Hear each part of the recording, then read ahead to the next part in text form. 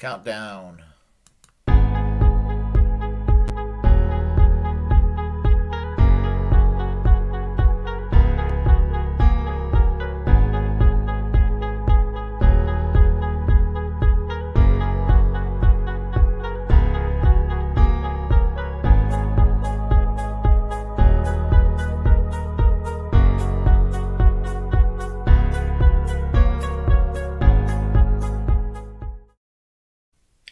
Hey, welcome to another edition of the Willie Bragg Show. I am your host, Willie Bragg, and I like to come in here on the internet and share with you the news from my political perspective, which is what I'm going to do today. And, whenever we see the left, they're usually bickering over details and fighting over this. I mean, you see it with various personalities on the online left. Being about 30 years into the socialist movement, I've seen social democrats and communists and trots and Maoists and anarchists and whatever variety shade of red you can imagine bicker over a lot of shit. And sometimes they bicker over very minor things. Sometimes those differences are very large. But when we see the right bicker and get angry over details, and sometimes this personality,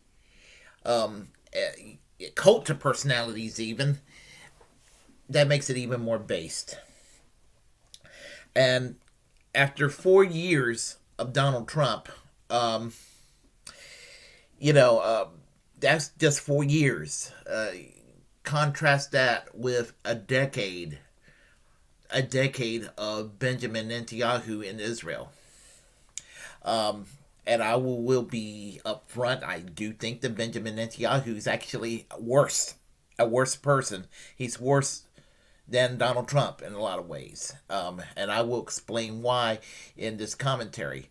But I want you to watch this video, this little short video, and I will share a few words afterwards. Hold tight. Hold tight. There we go. Listen up now. There's people in this country that are Jewish no longer love Israel. I'll tell you, the evangelical Christians love Israel more than the Jews in this country. It used to be that Israel had absolute power over Congress, and today I think it's the exact opposite. And I think Obama and Biden did that. And yet in the election, they still get a lot of votes from Jewish people, which tells you that the Jewish people, and I've said this for a long time, the Jewish people in the United States either don't like Israel or don't care about Israel. I mean, you look at the New York Times. The New York Times hates Israel, hates them. And they're Jewish people that run the New York Times. I mean, the Sulzberger family. Okay. I mean, talk about not having filters. Really. I mean, he just sounded like an old fuddy-duddy bigot there. I mean, now, I don't think that Donald Trump is anti-Semitic, but damn, that was pretty bad, the way he expresses himself. The thing about it is that I mean, there was a grain of truth to the video. That in this day and age, is it's getting to be to a point where you're not going to be considered anti-Semitic for criticizing Israel, and there's a lot of Jewish people that would. I mean, but the thing about it is, what makes everything kind of ironic is that how the political attitudes toward Israel shifted over the years. Because I mean, after World War II, with World War II, with regard to what happened to the Jews in Germany during the Holocaust, I mean, there was worldwide sympathy for the Jewish people, and they will eventually, Israel will eventually be founded in 1948. Ironically, the Soviet Union was one of the first countries to recognize it. So anyway, what happened now with regard to the first several decades, there was some, I guess you could say, worldwide sympathy from the left toward Israel, while the right, some supported Israel, some were indifferent, and some were significantly hostile. Just depend who you talk to. And in fairness, there was also division on the left, but there was also the taste of the Holocaust was in the international community's mouth. So it was kind of like, well, give them the land, give them the land. And we can always have a debate of where that land could have been located.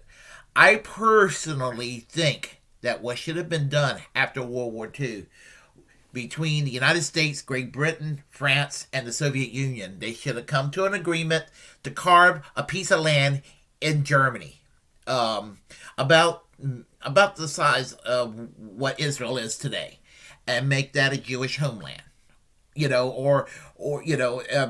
think that would have been to have it in Central Europe, where there wouldn't be a crisis with the Arab population that lives in Palestine, because we're talking about a people that's been living there for centuries and all of that, and these people were displaced.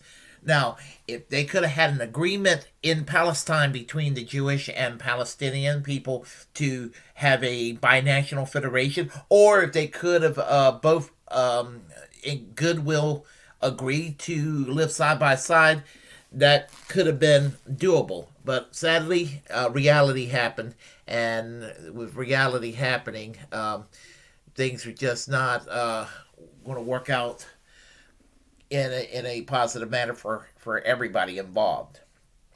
So, but the thing about it is that what Trump said borders on anti-Semitism.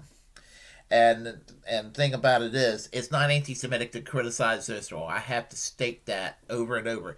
It is not anti-Semitic to criticize Israel. It's anti-Semitic to criticize Jewish people for being Jewish and acting like they're sinister. But I would say not criticizing the policy of Israel. And it is not anti-Muslim to criticize, terrible policies that will be committed by nation states which are predominantly Muslim. So, the thing about it is that the double standard is that what Trump said, the right in this country will just not let it be controversial. But the words he said in that video was more harsh than Ilhan's, temperate words and tepid words of "it's all about the Benjamins," referring to the Israeli lobby, AIPAC. But everybody wanted to, call her an anti-Semite for this. The thing about it is that that with regard to Trump, there is a wedge. Look like there's a wedge between him and Benjamin Netanyahu because of the loyalty he demanded, and because Benjamin Netanyahu, I don't like to defend him, but he did the right thing to congratulate Joe Biden in his victory last year. That's what heads of states do. But Trump could not interpret it that way, so he had a sour grapes mentality, and he basically said that Benjamin Netanyahu could fuck off. It's funny. This is the most unprecedented president I have ever seen this country have. It's far too easy under, let's say in my lifetime, where I can remember my presidents, people like Ronald Reagan or George Herbert Walker Bush or George W. Bush, being very angry with them on policy matters because they were serious politicians. George W. Bush was a goofball, but he still had the veneer of a serious politician. Donald Trump, he just a clown perpetually. So while I'm angry with Trump policy, I'm like laughing my ass off like I'm watching Saturday Night Live. Because I've said this over and over again, we have become a Saturday Night Live sketch turned into real life in America.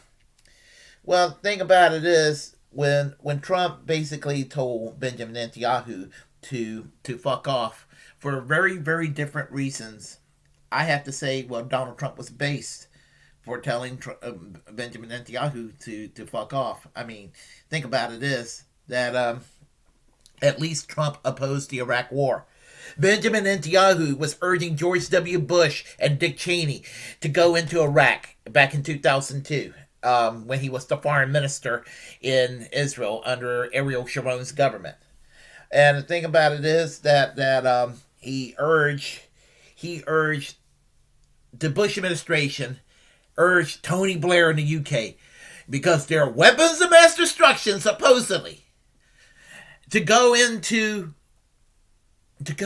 Iraq, one of the worst foreign policy blunders in the United States history. That and Afghanistan for the past 20 years. I mean, and look who led them there. Benjamin Netanyahu, who is actually the worst prime minister Israel has ever had. But the thing about it is that the American right will be very, very divided. They will be very divided because, well, we'll put it this way. This guy, who was John McCain's spiritual advisor until he made his anti-Roman Catholic sermons on his TV evangelical program, John Hagee. One of the most homophobic people, one of the most bigoted people, cultural warrior extremists around, you know. And the irony is, he claimed that God was punishing the people in Louisiana for having a gay pride parade in New Orleans. And by that flawed logic, with a Christian Zionist like John Hagee, you know, it never occurred to him that if he's going to say that about New Orleans, wouldn't that apply to Israel, where at least being LGBTQ will not get you killed the way it would in Iran or in Saudi Arabia? But you see, the people like John Hagee, he doesn't think clearly on these matters. Any criticism I have of Israel, LGBTQ question is not one of them. Whereas it's funny and ironic because John Hagee's views on the LGBTQ community would be no different from a radical cleric in places like Saudi Arabia.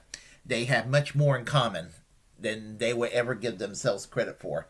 At least Dinesh D'Souza was honest about that in 2007 with his, I forgot the name of the book he wrote, but he was urging American evangelical Christians and Muslim clerics in the Middle East to unite against the Western cultural left, and he blamed the Western cultural left for 9/11, which is, you know, as far as I'm concerned, that's a treasonous remark made by Dinesh D'Souza. I'm a First Amendment absolutist, and so even though I do think it's a treasonous remark, he has a right to say it. But I have a right to insult Dinesh D'Souza too.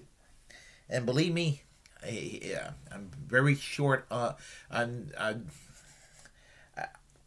He caused me to have such a short temper at times.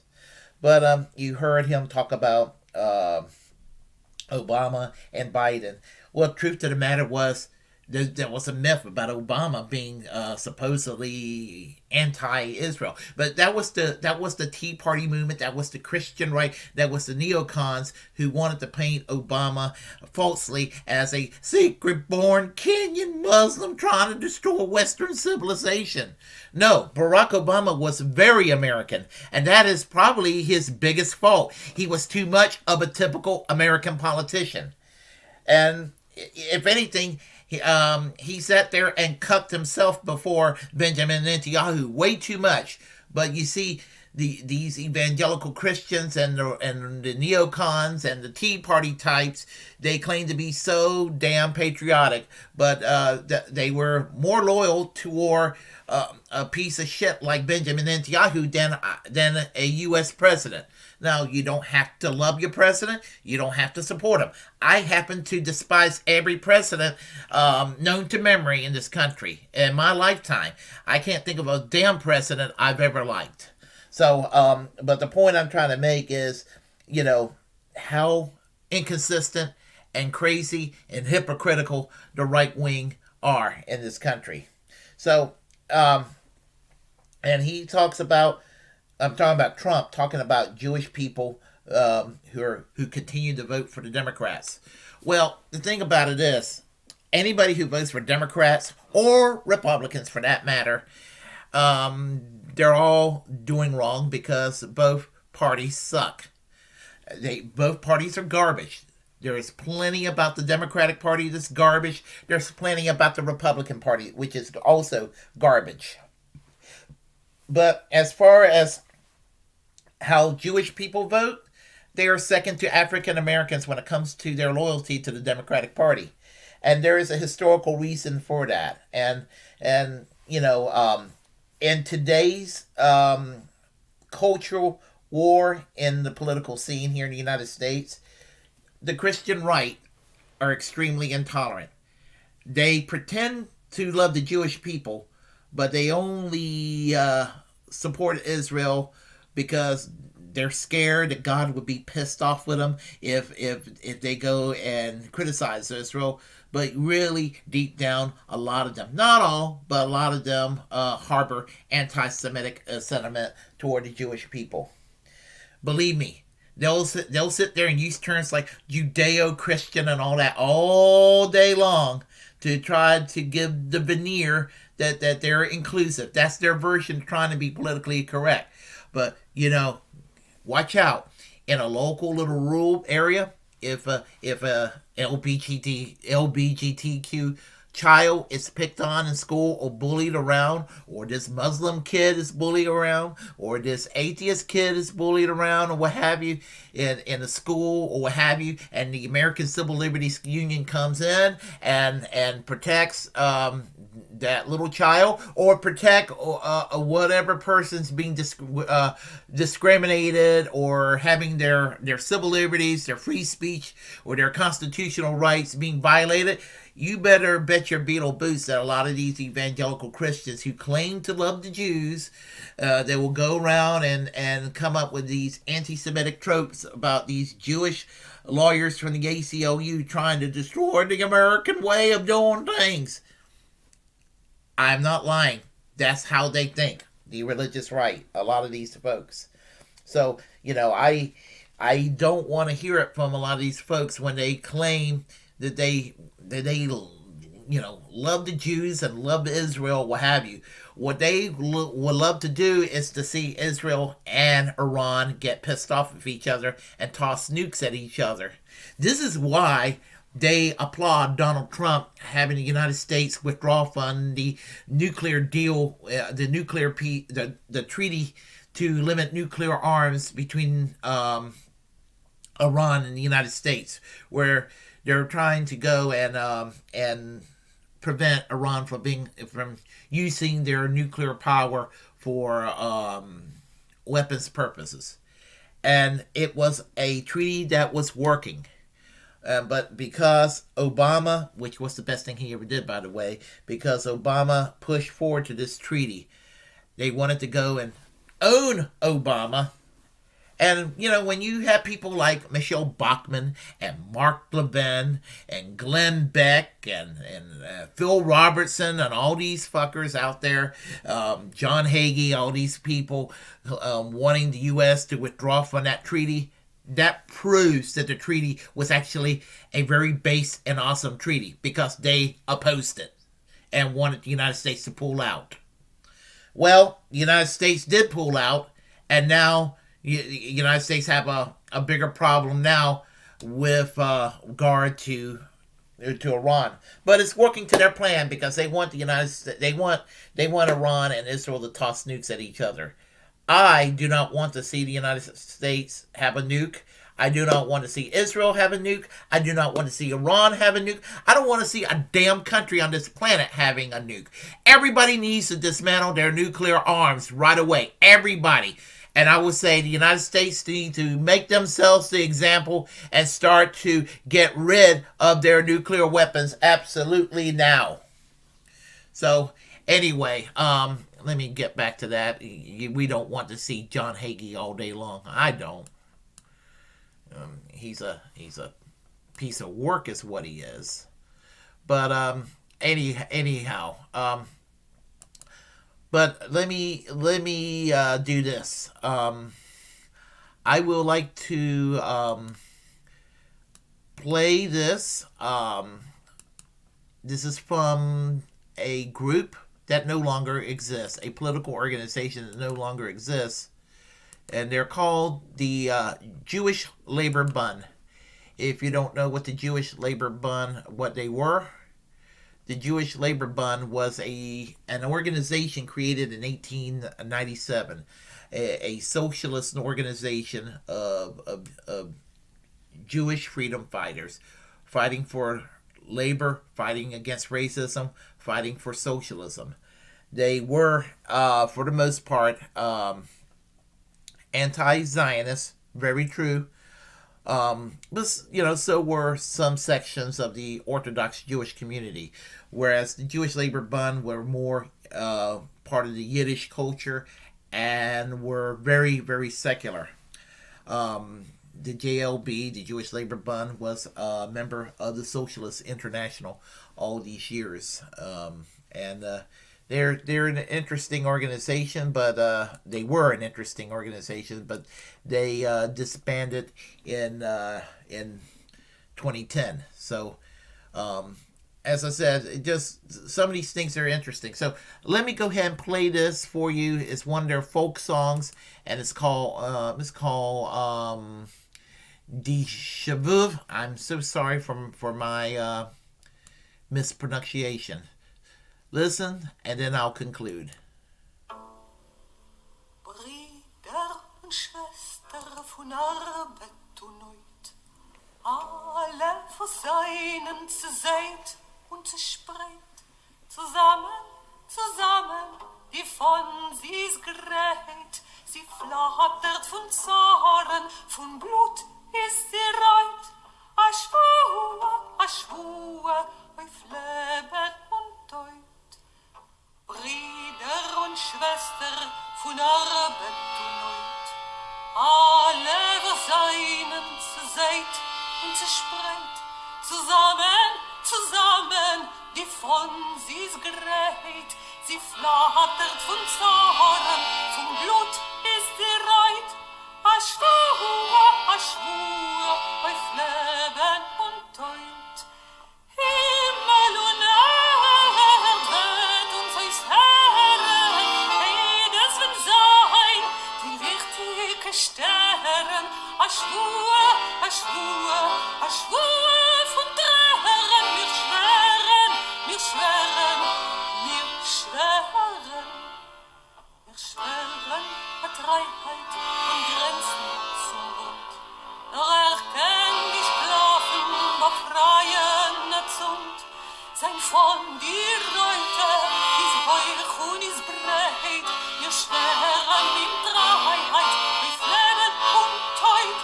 A Schwue, auf Leben und Tod.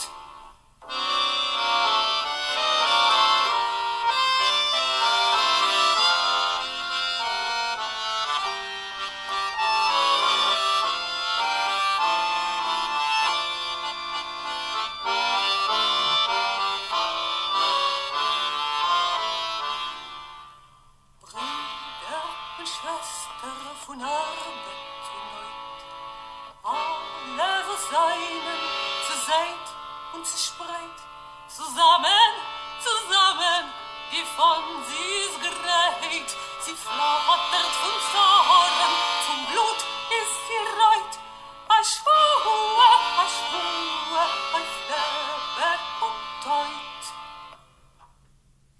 Alrighty.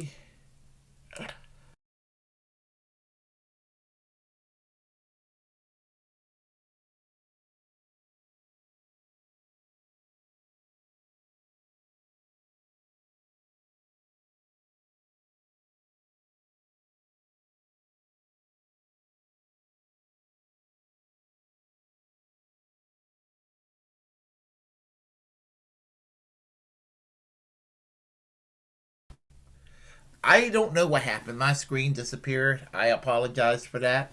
But anyway, I'm long-winded enough as usual. But we have Heart Retarded Chicks here on the chat line. How are you today? I'm glad to see you.